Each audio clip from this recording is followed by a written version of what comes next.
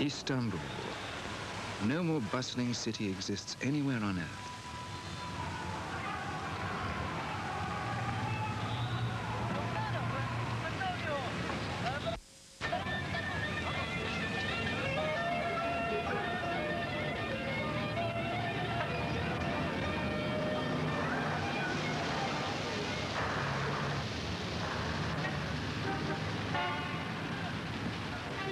Squeezing through the existing city traffic is difficult enough.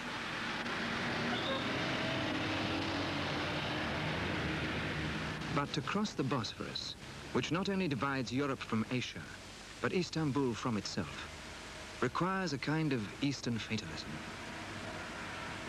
or a great deal of patience.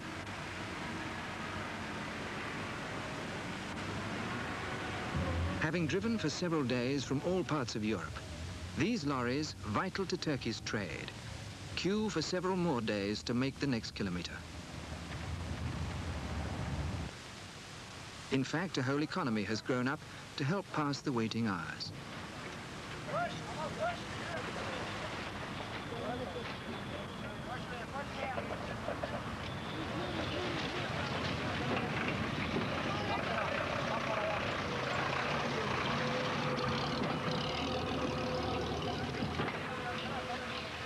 "17 ferries, very efficient in their own right, work night and day, fighting a losing battle.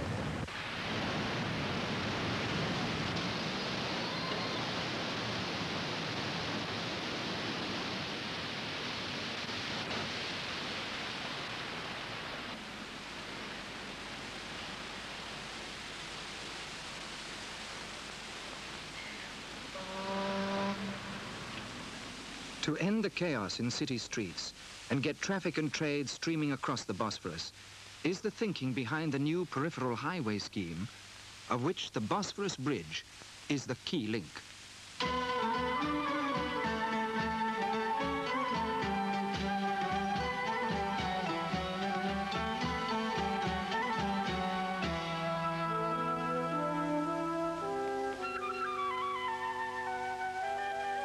For millions of years before the storks began delivering the human race, these birds have made an annual pilgrimage from all over Europe to cross the Bosphorus, carried by thermal currents which arose when the world was young.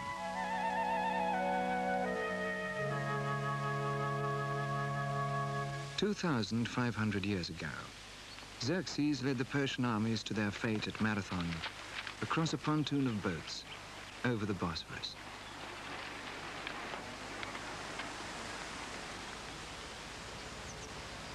"25 centuries later, a bridge is to be built on the same spot.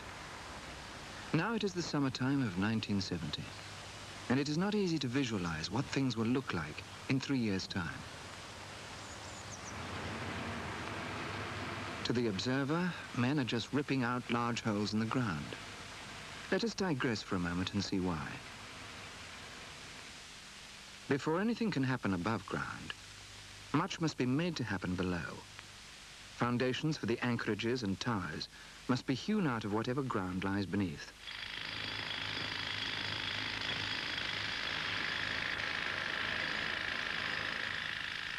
On the European side, the foundations rest on contorted mudstone or schistose rock of Upper Devonian age, folded during mountain building periods.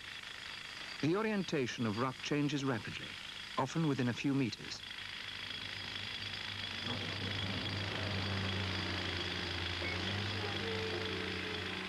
On the Asian side, the bedrock has a different geological basis, being mainly limestone, some of it fissured and containing clays and other substances.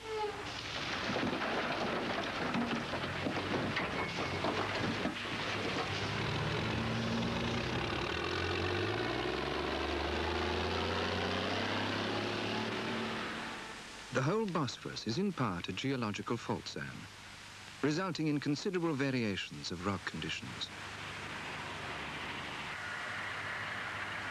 An early problem confronted the engineers excavating for the tower foundations at Ortaköy. Sheet pile cofferdams, retained by concrete rings, should have gone down to a depth of 14 to 16 meters to sound bedrock. At this depth, instead of sound rock, clay schist and other soft materials were still having to be removed in the south cofferdam. An ingress of water had to be dealt with.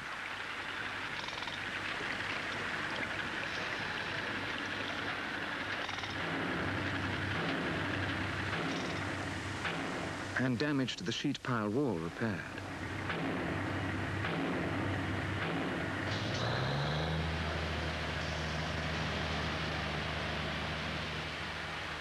After that, it was carry on digging. 18 meters, 20 meters, through autumn, and as the first winter chilled the air, at 25 meters, more than half as deep again as originally envisaged, the foundations can be keyed into sound rock. Now the vast holes in the ground can be filled with a man-made material of immeasurably greater strength. Concrete. To create the great cylinders with their reinforcement stressing bars and strands on which the towers, each capable of taking a vertical load of 30,000 tons, can be safely erected. Although nature put the contract behind schedule, much of the time is made up by human endeavor.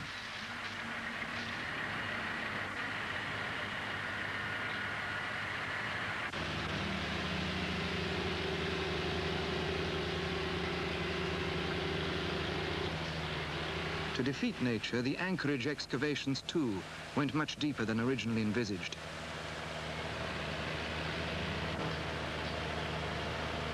Concrete blocks tied to the rock behind stabilize the retaining walls prior to construction of the anchorages. But more problems were to appear.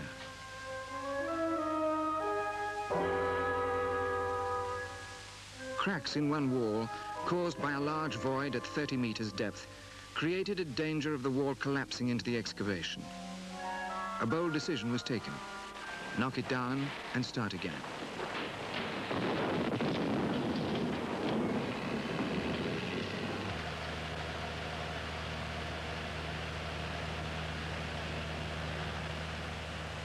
The problem was solved at the cost of time.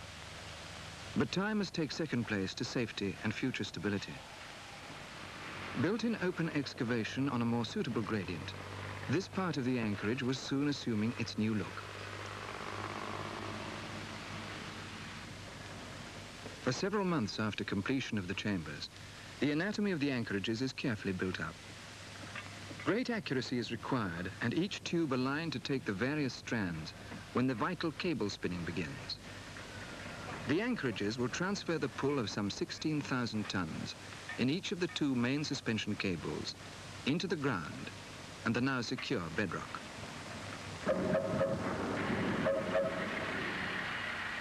By the spring of '71, the foundation problems are solved.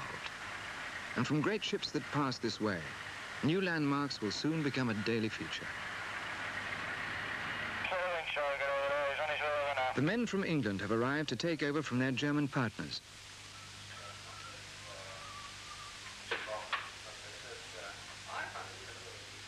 Men like Frank Dinsdale, Cleveland's project manager, with site manager Otto Kotthaus of Hochtief, senior engineers and adequate rations of chai, cement the relations built up from afar during the previous year. But not to a point that we can't deal with on the site.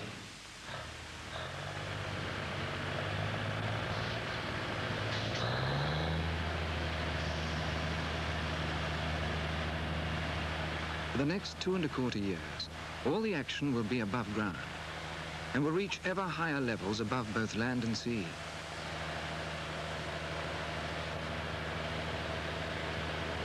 The very first of the above-ground operations is the positioning of the tower base units. This calls for absolute precision. Once these base sections are placed, there is no possibility of altering the plumb of the towers at any later stage of erection.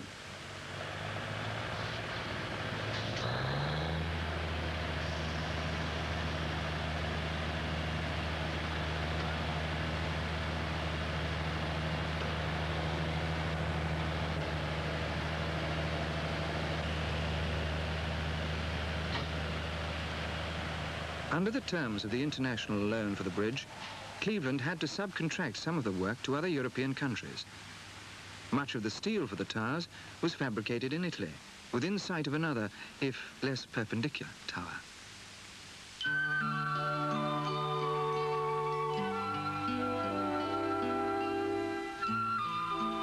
A few kilometers from the leaning tower are the Livorno works of CMF.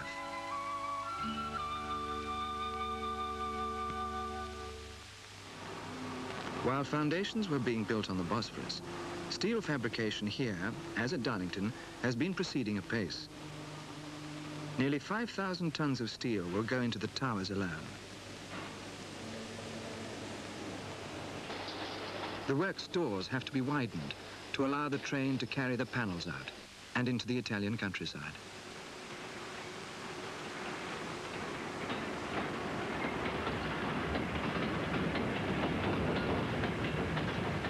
The railway to Livorno docks may look a gardener's nightmare, but by removing a few signals, overhead wires and other obstructions, it admirably fulfills its function.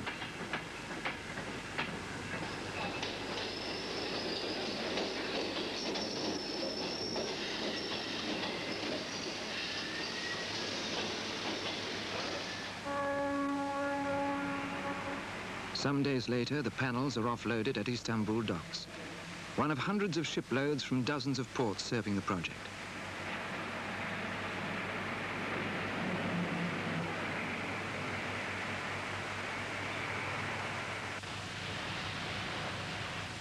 For several months to come, the climbing tower cranes, one to each leg, will be the major tools on the job and will rise with the towers.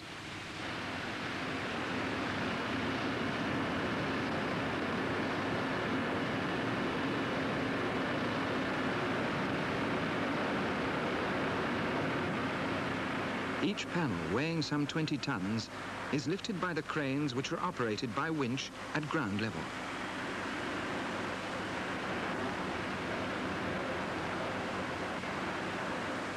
A tower leg is a hollow steel box stood on end. Each section, consisting of 4 panels, is 20 meters long.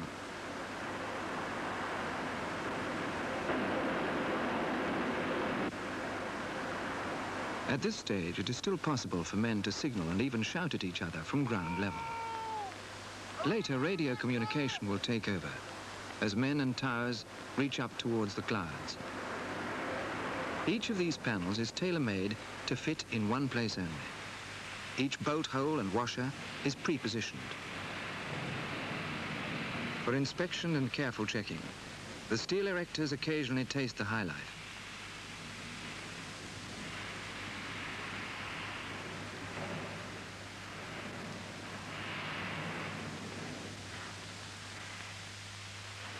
And by midsummer '71, we are a quarter of the way up.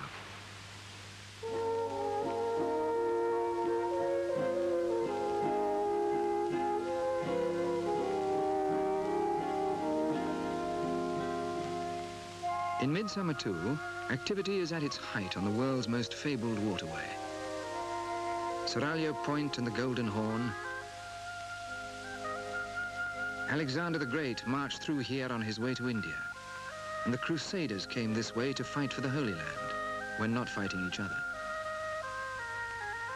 The harem of Topkapi Sarai, the Blue Mosque and Santa Sofia,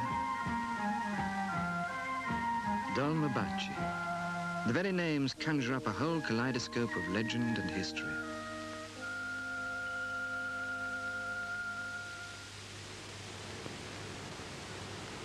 Christmas morning, 1971. For 3 days, the wind has had its way, and though the men had worked the previous weekend to have Christmas off, many are destined instead to have a ding-dong merrily on high, 165 meters high, on the tower tops at Bela Bay. Before the final lift begins, the crane is climbed for the last time.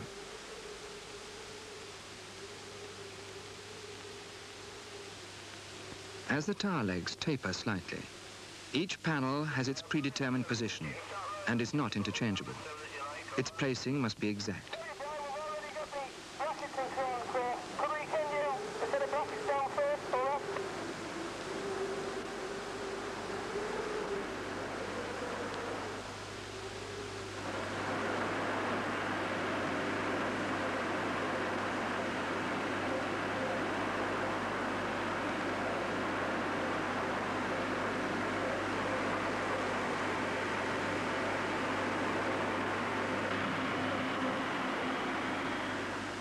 The panels are lifted in very close proximity to the already erected part of the tower.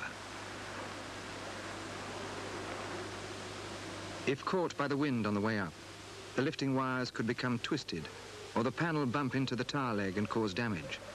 Okay, Chuck, it's clear now.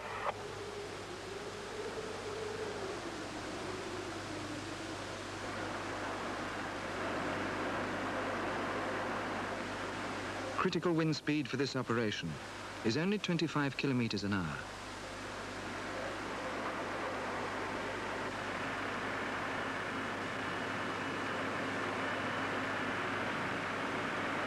Track on the north side, please.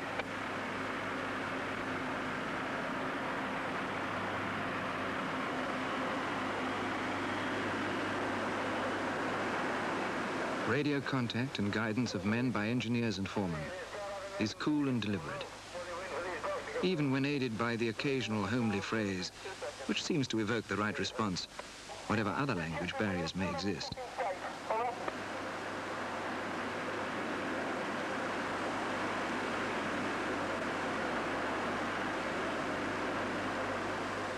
One of the last of the 128 panels is positioned. And across the Bosphorus at Ortaköy, the other tower is finished and ready for the next stage of construction.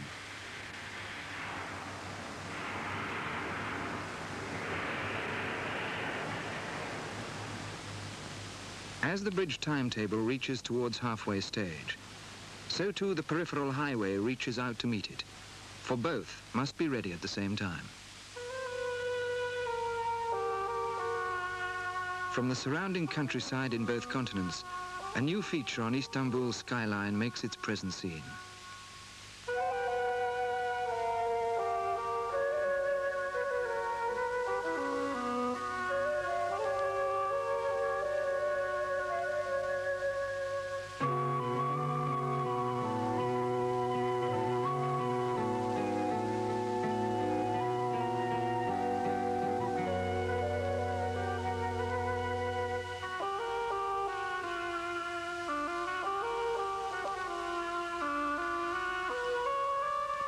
In the small villages of Asia Minor, some of the hardness will soon be taken out of life, as the bridge speeds trade and communications between town and country.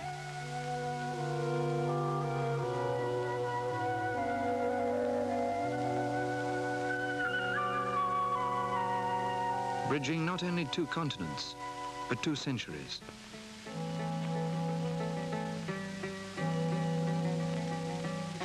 Another winter and spring of sowing and ploughing, and once again it is blossom time for the bridge.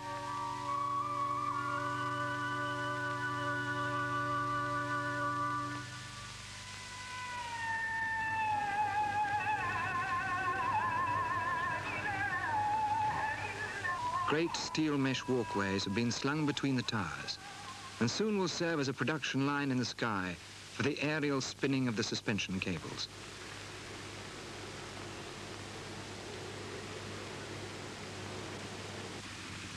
At the base of the Ortaköy anchorage, the spinning machinery is being set up for an early summer start. All that is now required to set these wheels turning is the wire for the cables. As part of the international character of the bridge contract, the manufacture of this is entrusted by Cleveland to the German firm of Arbed, Felten and Guillaume. The Rhine at Cologne, home of one of the world's largest wireworks.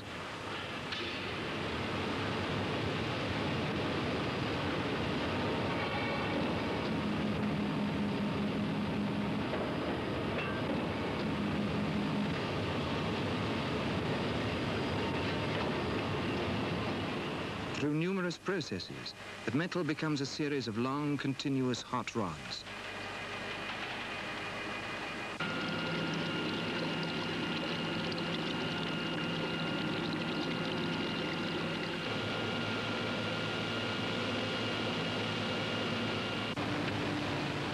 Eventually, these are drawn and become wire.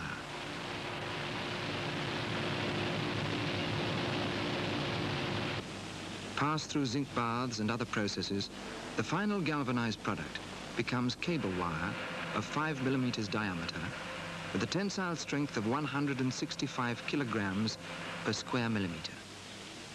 In the long run, it is the strength of this wire, 5,500 tons of it, on which the safety of the bridge will depend.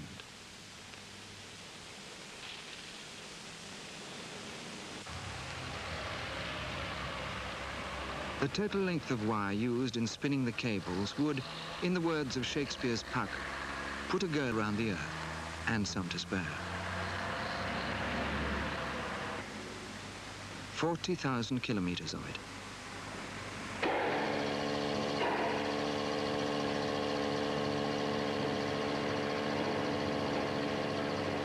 All of it eventually reeled and dispatched from this nerve center at the Ortaköy anchorage.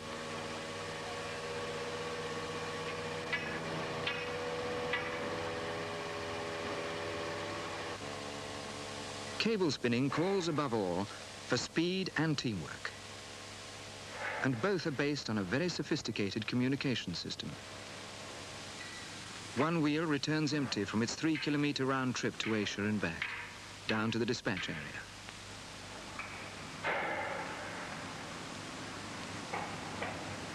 Each strand consists of 550 single wires, and each main cable will have 19 strands. At each anchorage, the wires are placed over the strand shoes.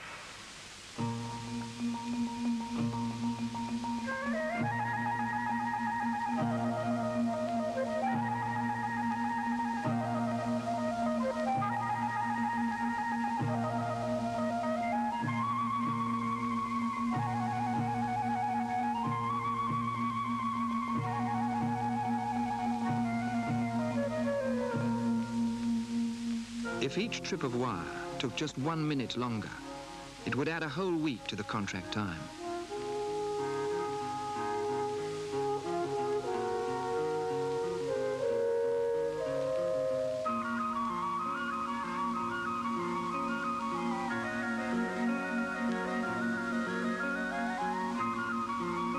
The wheel carrying 2 bites or 4 wires travels along the production line, past numerous willing hands.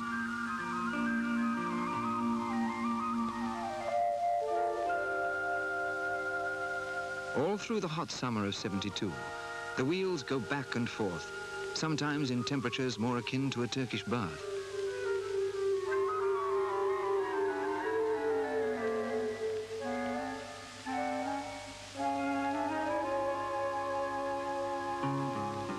As the wires are placed over the strand shoe at Bela Bay, the other wheel is loaded at Ortaköy and ready to begin one of the 5,000 return trips to Asia, putting over 10,000 parallel wires into each cable accurately and fast.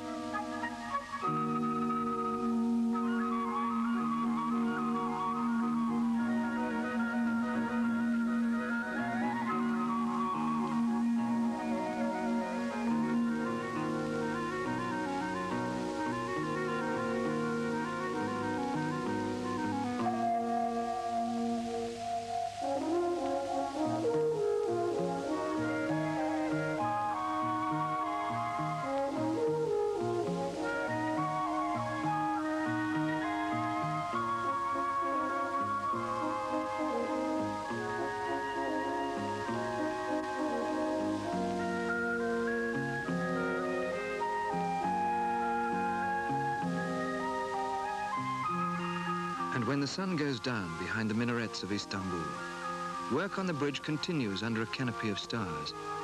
For when each strand is complete, its final adjustment is carried out in the cool of Bosphorus nights.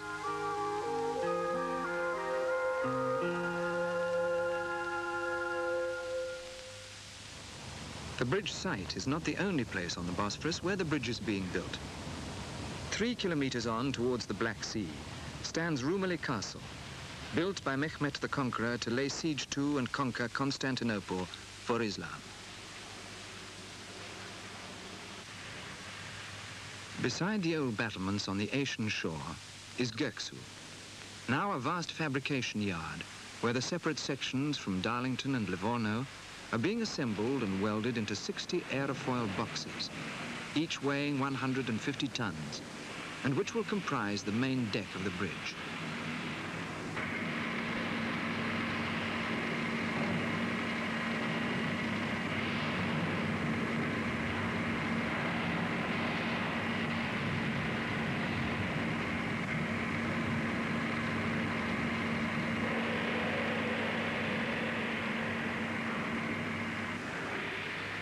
Each box is assembled against and matched to its neighbors to ensure an accurate fit when in position on the bridge. A turntable enables it to be moved to its place prior to barging it up the Bosphorus to the bridge site.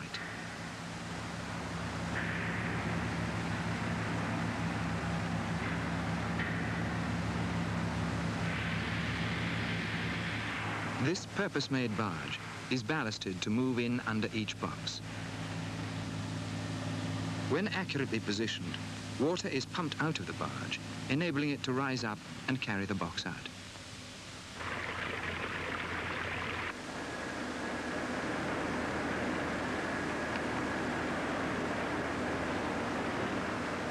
Now a strange new craft can be seen, making its journeys up and down the Bosphorus.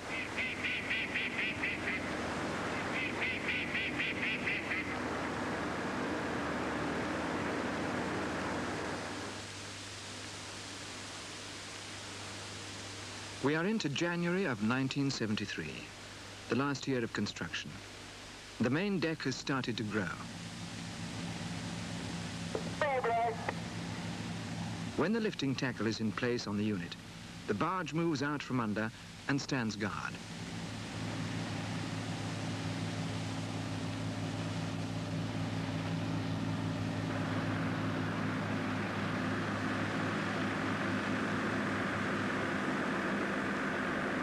The weight of the unit is now taken by the lifting gantry straddling the walkways.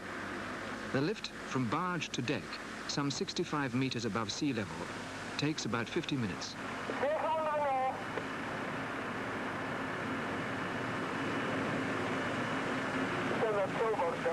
In a good week, 9 of these units are lifted.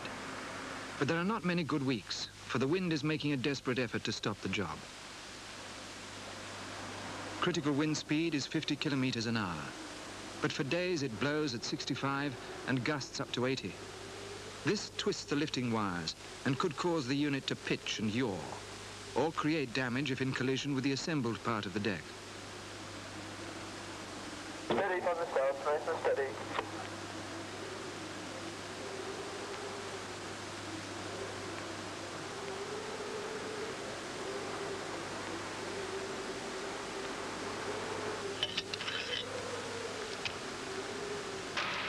The units are hung from the suspenders and the deck temporarily bolted together.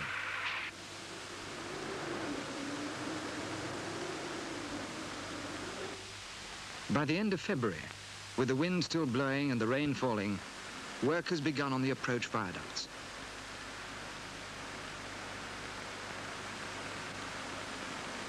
On February the 26th, the worst storm in living memory brought winds of 132 kilometers an hour. And a freak tidal wave which swept 6 of these boxes off the docks and into the Bosphorus. But within days they were salvaged, repaired, and on their way to form the decks of the viaducts.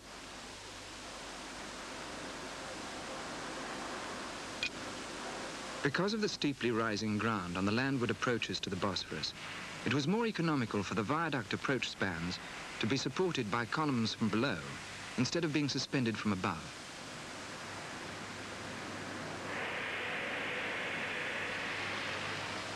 To carry the box girders to their appropriate places, a gantry was devised which rolled up and down the side span cables. Not a role they were designed for, but an example of how to use all available resources.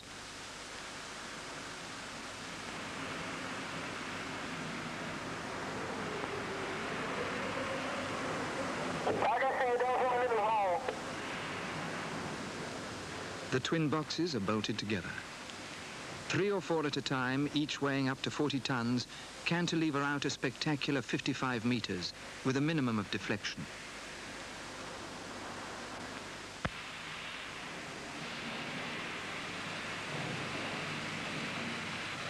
As each span is completed, cross girders are positioned and preparations made for placing the composite steel and concrete deck.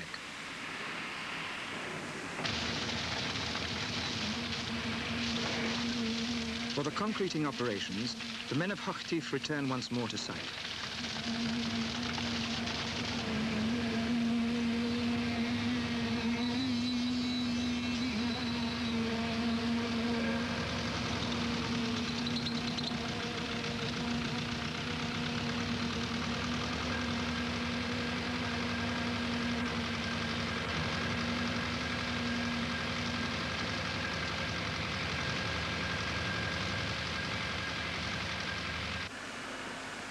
As winter draws to its reluctant close, the main span too has won its war of attrition with the wind. The end unit, which fits to the portal and tower, is on its way up.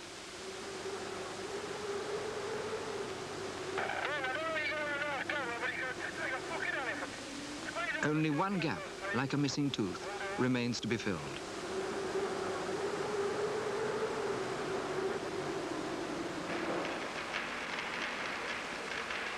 Now, too, welders take over as the deck takes on its final shape.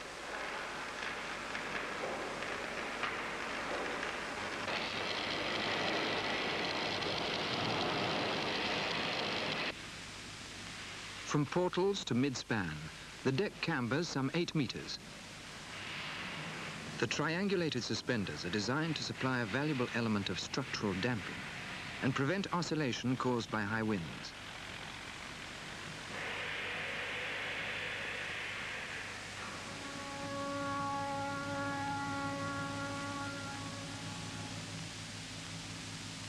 On March the 26th, a month to the day after the great storm, the barge carries the last unit on a lap of honor of the Bosphorus before being lifted.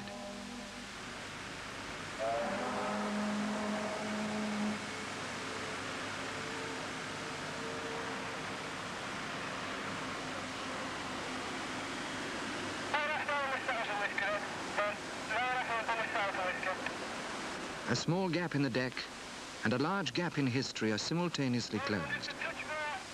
Government officials, consulting engineers, and bridge builders duly mark the occasion. There is still much to do, but now is a moment for celebration, and for staff and wives, time for a little Eastern promise.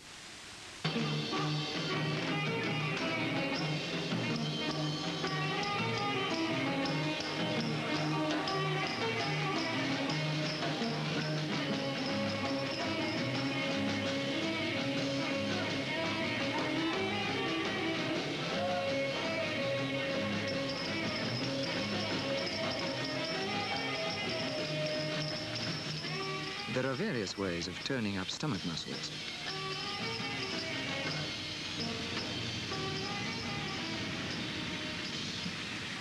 To ensure proper adhesion to the steel deck, the mastic wearing course is laid by hand, as only these craftsmen know how.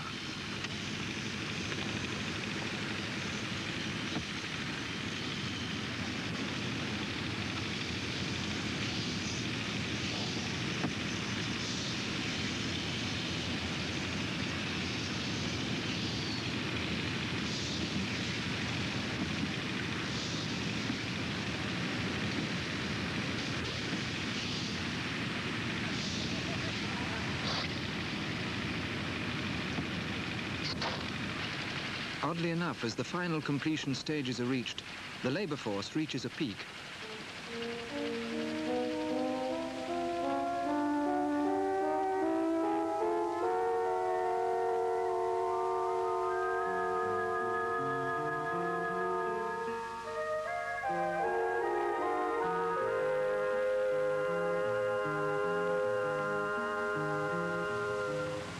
The cables are wrapped with a soft protective wire and painted.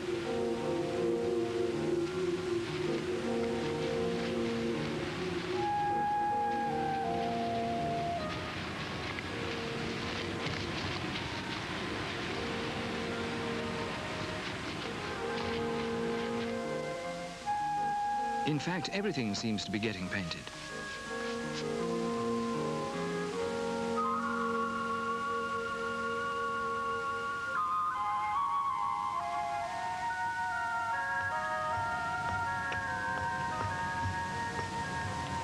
Unlike the deep truss decks of earlier suspension bridges, this resembles a graceful, if gigantic, aircraft wing, with aerodynamic properties contemptuous even of winds of 200 kilometers an hour.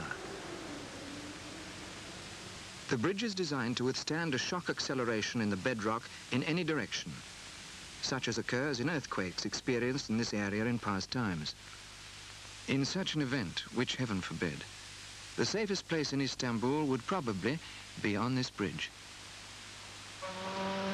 When any new major structure is built in a large city, the question is inevitably, and rightly asked, will it spoil the visual heritage? The question is especially relevant here, where the skyline is one of indescribable beauty, largely created by Sinan, architect to Suleiman the Great, and who did for Istanbul what Wren did for London.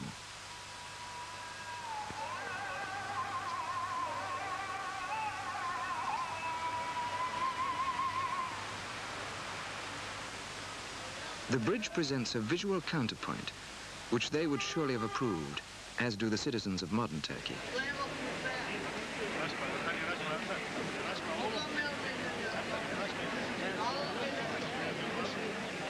Building the bridge has shown the talent and workmanship possessed by the Turkish people.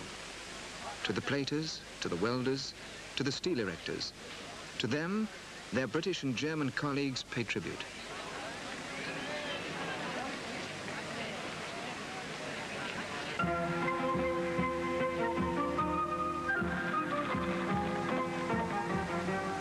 In 5 years, the bridge will have paid for itself, and a handsome annual revenue will add to the prosperity of Turkey.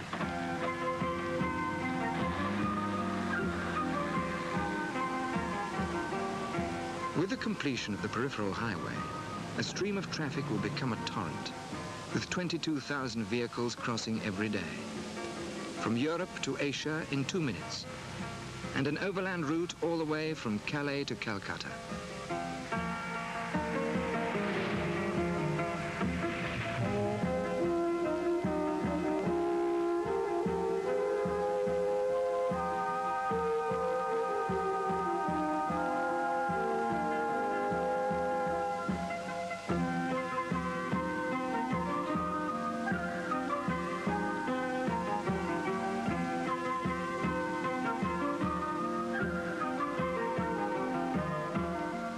Centuries of hoping, decades of thinking, years of planning, and incredibly, 3 short years of construction. And there it is, the beautiful bridge over the Bosphorus.